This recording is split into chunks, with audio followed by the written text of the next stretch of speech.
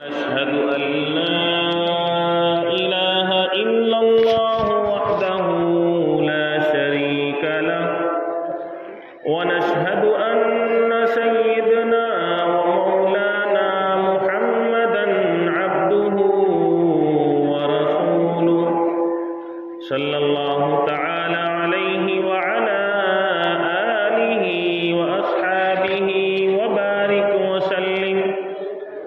أما بعد فأعوذ بالله من الشيطان الرجيم.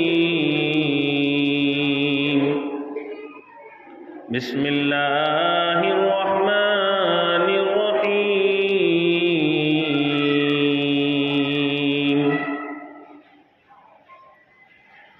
هو الذي بعث في الأميين رسولا منهم يتلو عليهم آياته ويعلمهم الكتاب والحكمة وإن كانوا من قبل لفي ضلال مبين. وقال النبي صلى الله تعالى عليه وسلم: العلم فريضة على كل مسلم.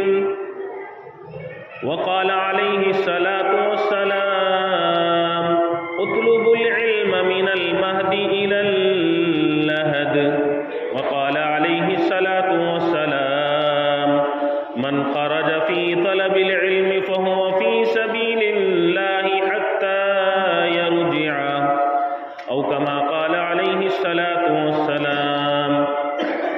اللهم صل على محمد وعلى آل محمد كما صليت على إبراهيم وعلى آل إبراهيم إنك حميد مجيد. اللهم بارك على محمد وعلى آل محمد كما باركت على إبراهيم وعلى آل إبراهيم إنك حميد مجيد. صدق الله مولانا العظيم ونحن على ذلك لمن الشاهدين والشاكرين والحمد لله رب العالمين.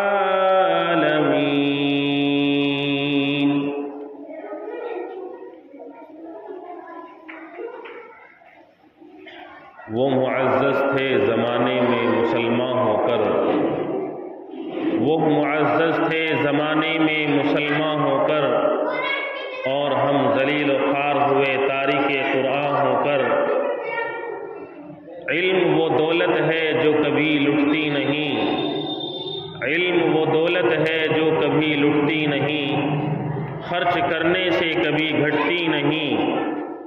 اور یوں تو ہر زمانے میں لوگوں نے علم کو گرانا چاہا، واہ رے کیا چیز ہے کبھی گھٹتی ہی نہیں.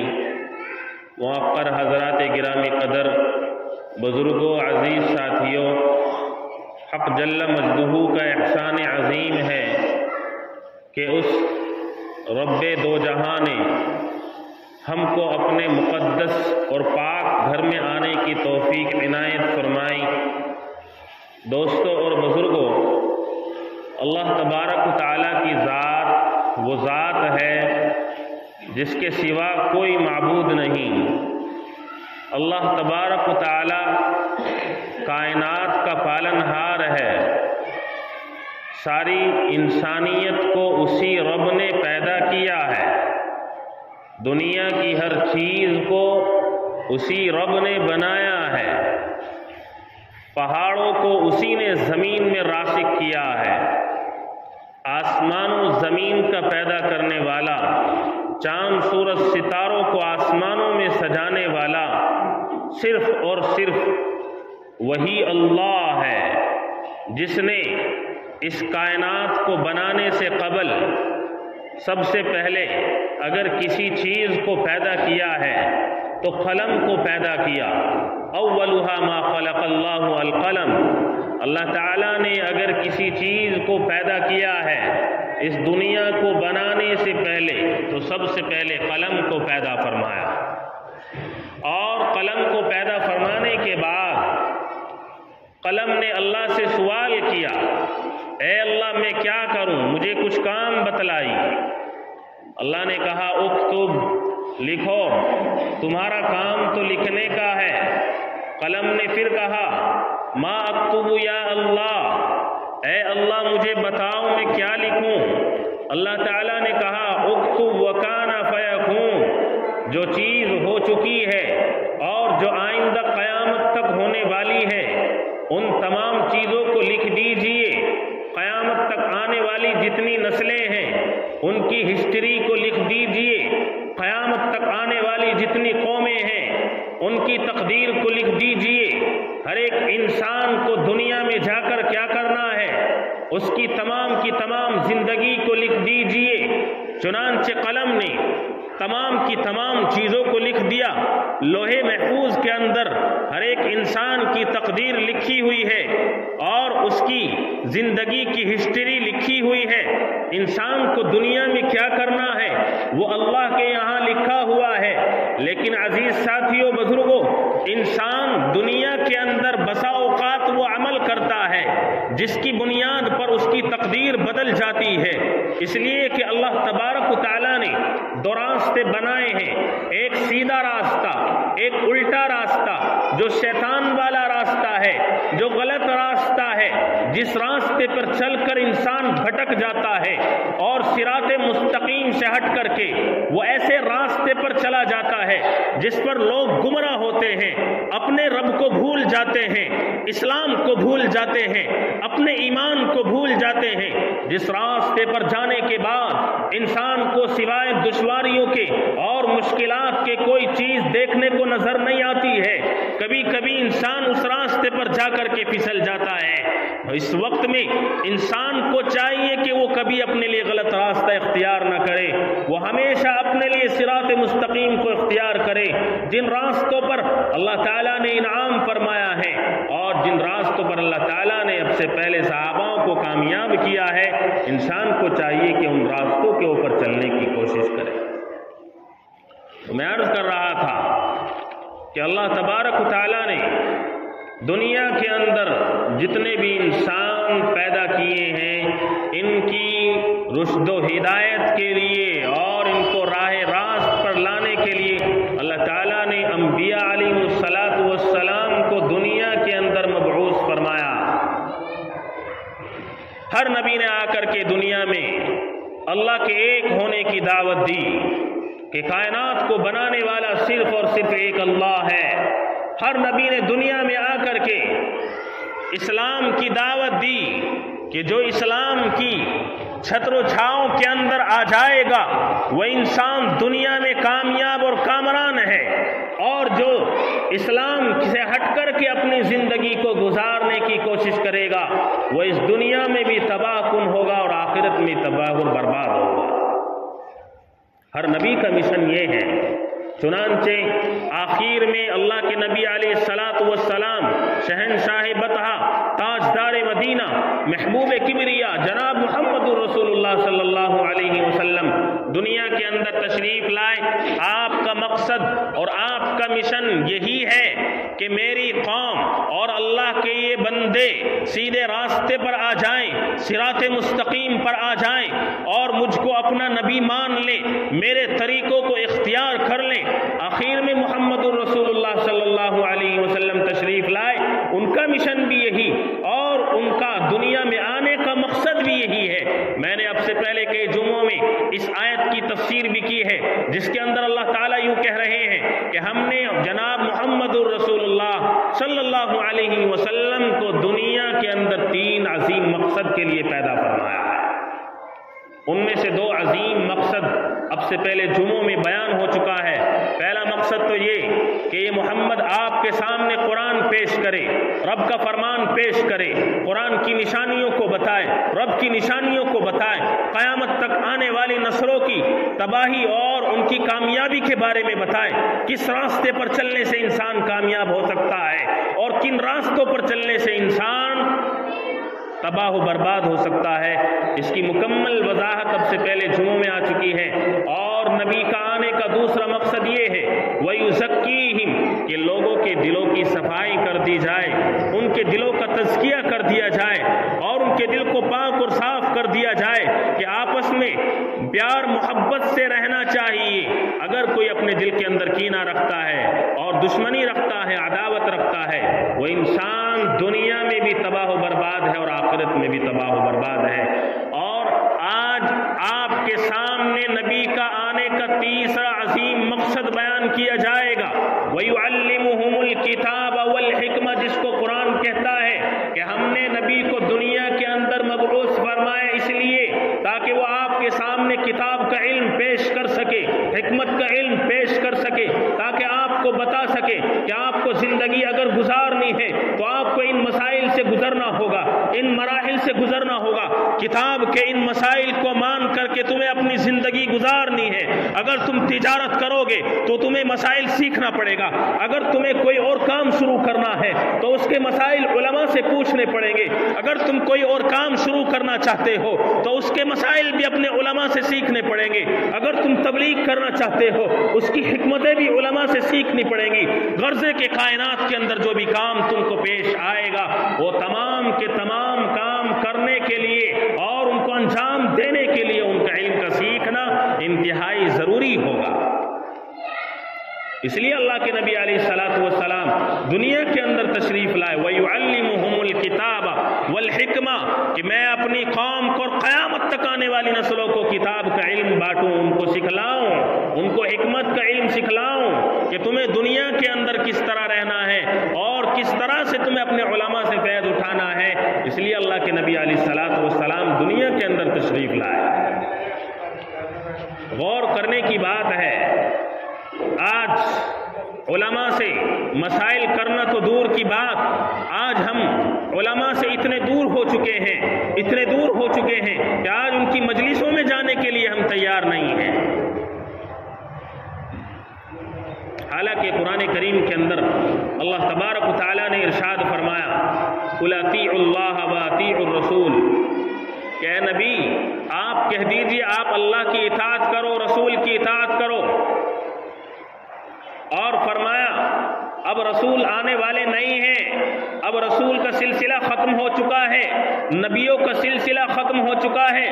اب اس دور کے اندر اگر کوئی رہنمائی کرنے والا ہے تو وہ آپ کے وقت کے علماء ہیں، جن کے پاس نبی کا علم موجود ہے، جن کے پاس قرآن کا علم موجود ہے، جن کے پاس حدیث کا علم موجود ہے، جو آپ کو بتائیں گے کہ آپ کو زندگی کیسے جینی ہے، جو آپ کو نماز کے مسائل بتائیں گے، جو آپ کو تجارت کے مسائل بتائیں گے، جو آپ کو روزوں کے مسائل بتائیں گے، جو آپ کو زکوٰۃ کے بھی مسائل بتائیں گے، جو آپ کو حج کے مسائل بھی بتائیں گے، جو آپ کو عمرے کے مسائل بھی بتائیں گے، کائنات میں آنے والے جتنے بھی مراحل اور مسائل ہو سکتے ہیں یہ تمام کے تمام اگر اس دور میں کوئی بتانے والے ہیں تو وہ حضرات علماء کرام ہیں۔ ہم اللہ تعالیٰ سے کہتے ہیں قرآن کریم کے اندر اور 5 وقت نماز میں اللہ کے سامنے ہم کہتے ہیں اہدنا الصراط المستقیم، اہدنا الصراط المستقیم، اے اللہ ہم کو سیدھے راستے پر چلا، اے اللہ ہم کو سیدھے راستے پر چلا، صراط الذین انعمت علیہم، ان لوگوں کے راستے پر چلا جن پر تو نے انعام فرمایا ہے۔ لیکن عزیز ساتھیو بزرگوں، کیا ہم نے یہ کبھی جاننے کی کوشش کرے ہیں، ہم نے یہ کبھی جاننا ہے کہ اللہ تعالیٰ نے انعام کن لوگوں پر فرمایا ہے؟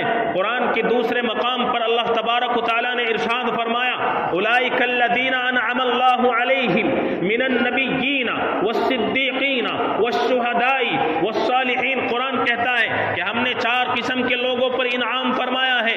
دھیان سے سنیے گا میری بات کو کہ 4 قسم کے لوگ کون ہیں جن پر اللہ کا انعام ہوا ہے۔ قرآن کہتا ہے یہی وہ لوگ ہیں جن کے اوپر ہم نے انعام فرمایا ہے۔ ان میں سے سب سے پہلے من النبیین، نبیوں کی جماعت ہے. اگر کوئی نبی کے دامن سے اپنا دامن ملا کر کے چلتا ہے, اگر کوئی نبی کی زندگی کو پڑھ کر کے اس پر چلنے کی کوشش کرتا ہے, وہ انسان کامیاب ہے, سیدھے راستے پر ہے. اور اس کے بعد قرآن کہتا ہے وہ صدیقین, اور نبیوں کے بعد اگر کوئی جماعت ہے جن کے اوپر رب کا انعام ہے وہ صحابہ کی جماعت ہے. اللہ تعالیٰ نے صحابہ کے اوپر انعام فرمایا ہے. آپ قرآن کھول کر کے دیکھیے, اللہ پاک نے صحابہ کرام کی تعریف قرآن کریم کے اندر فرمائی ہے. قرآن کہتا ہے اولئک هم المفلحون, کامیاب جماعت صحابہ کی ہے. اولئک هم الراشدون, تخت و تاج پر بیٹھنے والی جماعت صحابہ کی ہے. رضی اللہ عنہم ورضوا عنہ, قرآن کہتا ہے یہ وہ جماعت ہے جن سے رب راضی ہے اور یہ رب سے راضی ہے. تو چار قسم کے لوگ جن پر اللہ کا انعام, من النبیین, نبیوں کی جماعت, والصادقین, اور صحابہ کی جماعت, اور تیسری جماعت ہے والشہداء, اور وہ شہید جنہوں نے میدان جہاد میں جا کر کے اپنی جانوں کا نذرانہ پیش کیا ہے. فرماتا ہے اللہ تعالیٰ ہم نے ان صحابہ, ہم نے ان کے اوپر انعام فرمایا ہے, ان شہیدوں کے اوپر ہم نے انعام فرمایا ہے کہ جو اپنے ان شہیدوں کو دیکھ کر کے اپنے اندر جذبہ رکھتا ہے اسلام کو پھیلانے کا, اسلام کو پروان چڑھانے کا, جو اپنے اندر شوق و جذبہ رکھتا ہے, جس کے دل کے اندر یہ بات پیدا ہو جائے اگر رب نے مجھ کو موقع دیا تو میں جانے کی کوشش کروں گا. فرماتے ہیں کہ اللہ تعالیٰ اس کو سیدھے راستے پر گامزن کریں گے. اور چوتھا وہ ہے والصالحین, جو اپنے وقت کے کسی عالم کی بات کو مان کر چلنے کی کوشش کرے گا اور ان کے سامنے بیٹھ کر کے ان سے مسائل سیکھ کر اس پر چلنے کی کوشش کرے گا. فرمایا کہ وہ انسان بھی سیدھے راستے پر ہے, اس لیے کہ اللہ پاک نے انہی چار قسم کے لوگوں پر اپنا انعام فرمایا ہے. نبی ہیں, صحابہ ہیں, اور شہید ہیں, اور چوتھے علماء ہیں. ہم رب سے کہتے ہیں اللہ ہم کو سیدھے راستے پر چلا, صراط الذین انعمت علیہم, ان لوگوں کے راستے پر چلا جن پر تو نے انعام فرمایا ہے. تو انعام تو اللہ نے ان کے اوپر فرمایا ہے, تو ہمیں تو پہلے انہی کو اپنانا ہوگا. ہمیں سب سے پہلے نبی کی سیرت کو اپنانا ہے اور نبی کی سنت کو اپنانا ہے. اس کے بعد صحابہ کے طریقے کو اپنانا ہے اور صحابہ کے طریقے کو ڈھونڈ ڈھونڈ کر کے اپنی زندگی میں شامل کرنا ہے. صحابہ اکرام اللہ کے نبی علیہ الصلوۃ والسلام کے وہ برگزیدہ صحابی ہیں جنہوں نے اپنی جان کا نذرانہ نبی کی ایک ایک آواز کے اوپر دے دیا ہے, اور وہ صحابہ ہیں جنہوں نے جانوں کا نذرانہ پیش کرنے کے بعد بھی یہ کہہ دیا تھا کہ ہم اپنی جانوں کا نذرانہ اس لیے دے رہے ہیں تاکہ رب ہمارا راضی ہو جائے, کسی دکھلاوے کے لیے نہیں, ریاکاری کے لیے نہیں. صحابہ کرام تو یوں کہتے ہیں ہم تو اللہ کے راستے میں صرف اس لیے جاتے ہیں تاکہ ہمارے جسم کی بوٹیاں کر دی جائیں, اور ہمارے جسم کی بوٹیاں کر کے ہمیں قبر کے اندر یوں ہی دفنا دیا جائے, اور ہماری قبر سے اگر سامنے سے کوئی گزر رہا ہو تو وہ یوں کہنے پر مجبور ہو جائے کہ جان تو دی ہوئی اللہ کی تھی, اسی جان کو اللہ کے راہ میں قربان کر دیا ہے. صرف اسی چیز کے لیے ہم اپنی جانوں کا نذرانہ پیش کرنے کے لیے میدان میں جاتے ہیں. یہ صحابہ اکرام کا جذبہ تھا میرے بھائیوں. اس لیے اگر کوئی چاہتا ہے کہ ہماری زندگی صحابہ جیسی بن جائے تو وہ اپنی زندگی کے اندر صحابہ جیسے کارنامے انجامے دینے کی کوشش کرے, کم سے کم ان کی سیرت پر چلنے کی کوشش کرے. جیسا کام صحابہ نے کیا اگر ویسا ہم نہیں کر سکتے ہیں تو کم از کم اتنا تو ضرور کر لیں کہ صحابہ نبی کی سنت پر چلتے تھے, ہم نبی کی سنت پر چلنے والے بن جائیں. صحابہ نبی کی مان کر چلتے تھے, ہم نبی کی مان کر چلنے والے بن جائیں. صحابہ نے اپنے نبی کے پیچھے 5 وقت کی نماز پابندی کے ساتھ پڑھی ہے, کم سے کم اتنا عمل تو ہم کر لیں کہ ہم اپنی زندگی میں 5 وقت کی نماز پابندی سے پڑھنے والے بن جائیں. ارے کون کون پڑھے گا بھائی 5 نماز؟ پڑھیں گے سبھی انشاءاللہ. ایسے تو بننے کی کوشش کریں, ایسا بن جائیں گے تو انشاءاللہ العزیز اللہ دنیا میں بھی چمکائے گا, آخرت میں بھی چمکائے گا. اور میرے عزیز ساتھی بزرگوں, میں عرض کر رہا تھا کہ اللہ تبارک و تعالیٰ نے آپ علیہ الصلوۃ والسلام کو دنیا کے اندر 3 عظیم مقصد کے لیے بھیجا. قرآن کی تعلیم دینے کے لیے, قرآن کا پیغام پہنچانے کے لیے کہ قرآن کو حاصل کرو, قرآن کو سیکھو. یہ اللہ کا ایسا کلام ہے جس کے بارے میں اللہ کے نبی علیہ الصلوۃ والسلام نے ارشاد فرمایا خیرکم من تعلم القرآن وعلمہ, تم میں سب سے بہترین انسان وہ ہے جو قرآن کو سیکھے اور سکھائے. اور کسی کے بارے میں نبی نے نہیں فرمایا بلکہ فرمایا کہ سب سے بہترین اگر دنیا میں کوئی ہے تو وہ ہے جو قرآن کو سیکھتا ہے اور قرآن کو سکھاتا ہے. ہم غور کریں میرے بھائیوں, ہم میں سے کتنوں نے قرآن کو اب تک سیکھا ہے؟ اور کتنوں نے نہیں سیکھا ہے۔ یہ قرآن اتنی بڑی دولت ہے، جو قرآن پڑھنا شروع کرتا ہے، جو قرآن پڑھنے کی نیت سے مسجد میں آ جاتا ہے، جس دن پہلی مرتبہ استاذ کے سامنے کوئی بچہ بسم اللہ پڑھتا ہے، اللہ پاک فرشتوں سے کہتے ہیں کہ جاؤ لکھ دو میں نے ان کے ماں باپ کی مغفرت کر دی، صرف بسم اللہ کی برکت سے۔ اتنی بڑی دولت قرآن کریم ہے میرے بھائی۔ ہم نے قرآن کو بالکل بھلا دیا ہے۔ اللہ کے نبی علیہ الصلوۃ والسلام کہہ رہے ہیں میرا جی چاہتا ہے میرے ہر امتی کے سینے میں قرآن ہو۔ آج قرآن کو ہم سیکھنے کے لیے تیار نہیں۔ اللہ کے نبی علیہ الصلوۃ والسلام نے کل قیامت کے دن حشر کے میدان میں اگر پوچھ لیا کہ میری یہ حدیث تم تک نہیں پہنچی تھی، کیا میرا یہ پیغام تم تک نہیں پہنچا تھا کہ میرا جی چاہتا ہے میرا ہر بندہ قرآن سیکھے، میرا ہر امتی قرآن سیکھے، تو کیا جواب دیں گے میرے بھائی؟ کوئی جواب نہیں ہوگا۔ اس لیے زندگی باقی ہے، قرآن سیکھنے کی کوشش کریں میرے بھائیوں۔ اللہ کے نبی علیہ الصلوۃ والسلام یہ ارشاد فرماتے ہیں جو علم سیکھنے کے لیے اپنے گھر سے نکلتا ہے، من خرج فی طلب العلم وهو فی سبیل اللہ حتی یرجع، جو علم دین حاصل کرنے کے لیے قرآن کو سیکھنے کے لیے اپنے گھر سے نکلتا ہے، آقا علیہ الصلوۃ والسلام فرماتے ہیں وہ جب تک قرآن کو سیکھنے میں مسجد میں مشغول ہے وہ تب تک ایسا ہے جیسے اللہ کے راستے میں کھڑا ہوا۔ اللہ کا راستہ کوئی چھوٹا موٹا راستہ نہیں، جہاد والا راستہ، جس کے لیے اللہ کے نبی نے یوں فرما دیا کہ یہ ایسا راستہ ہے کہ جس میں صبح کا ایک پل اور شام کا ایک پل اس راستے میں گزار دیا، اس کے لیے دنیا اور دنیا کی تمام چیزوں سے افضل ہے۔ اللہ کے نبی فرما رہے ہیں کہ وہ ایسا ہے جیسے جہاد والے راستے میں چلا گیا۔ اس لیے میرے عزیز ساتھی بزرگوں قرآن سیکھنے کی کوشش کریں۔ اللہ کے نبی تو یوں کہہ رہے ہیں اطلبوا العلم من المہد الی اللحد، کہ تم علم دین کو حاصل کرو اپنی ماں کی گود سے قبر کی گود تک۔ معلوم یہ ہوا انسان کی پوری زندگی علم دین حاصل کرنے کے لیے۔ آج ہمیں کوئی پرواہ نہیں، صرف کمانے کی پرواہ ہے، کاروبار کی پرواہ ہے۔ یاد رکھو میرے بھائیوں، جو انسان صرف کاروبار کے پیچھے بھاگتا ہے، اپنی آخرت کو سنوارنے کی کوشش نہیں کرتا اور قرآن کو سیکھنے کی کوشش نہیں کرتا ہے، میرے اور آپ کے نبی جناب محمد الرسول اللہ صلی اللہ علیہ وسلم نے فرمایا تو اس انسان کو روزی تو اتنی ملے گی جتنی اللہ نے لکھی ہے، لیکن ساتھ میں اللہ پاک اس کے دل کو غریب اور فقیر بنا دیں گے۔ وہ راہ خدا میں خرچ نہیں کر سکتا ہے، اس لیے کہ اس نے صرف دنیا کو اپنا مقصد بنا لیا ہے۔ اور اللہ کے نبی نے یوں بھی ارشاد فرمایا جو اپنا مقصد آخرت کو بناتا ہے، جس کا مقصد یہ ہوتا ہے کہ میری آخرت سنور جائے، میری آخرت بن جائے اور میرا آخرت میں اچھا ٹھکانہ بن جائے، اس کے لیے جد و جہد کرتا ہے اور قرآن بھی سیکھتا ہے، صدقہ اور خیرات بھی کرتا ہے، امداد اور تعاون بھی کرتا ہے۔ اللہ کے نبی نے فرمایا ہے سب سے پہلے تو اللہ پاک اس کے دل کو مالدار بنائیں گے، اس کو غنی بنائیں گے، اور فرمایا کہ اللہ پاک اس کو اتنی دولت دیں گے کہ دنیا کی دولت اس کے قدموں میں ذلیل ہو کر کے آئے گی، ذلیل ہو کر کے۔ ہمارے بزرگوں کے واقعات مشہور ہیں اس سلسلے میں، انہوں نے اپنی پوری زندگی اللہ کو راضی کرنے میں گزار دی۔ مولانا قاسم نانوتوی رحمۃ اللہ حضرت کے بارے میں آتے ایک مسجد میں چلے گئے، ایک صاحب بمبئی سے نوٹوں کی گڈیاں لے کر کے گھوم رہے ہیں، 2-2 لاکھ روپے، اس زمانے میں آج سے 250 سال پرانی بات ہے۔ حضرت کو ہدیہ دے رہے ہیں کہ صاحب لے لیجیے، کہا کہ میں تو اس کے لیے نہیں آیا ہوں یہاں پر اور مجھے اس کی کوئی ضرورت نہیں۔ حضرت نماز میں مشغول ہوئے، خادم سے پوچھا کہ حضرت کی جوتیاں کہاں ہیں مجھے بتائیے ذرا۔ حضرت کی جوتیاں بتائی کہ صاحب یہ والی ہے۔ وہ انسان حضرت کی جوتیوں میں وہ پیسے رکھ کر کے چلا گیا۔ جس وقت نماز سے فارغ ہو کر حضرت آئے اور جوتیوں کو پہننے کی کوشش کری، پیر اندر نہیں جا رہا۔ خادموں سے کہا ذرا دیکھو تو صحیح کیا ہے اس کے اندر۔ کھول کر دیکھا تو اس کے اندر وہی پیسے موجود تھے جو وہ شخص لے کے کھڑا تھا۔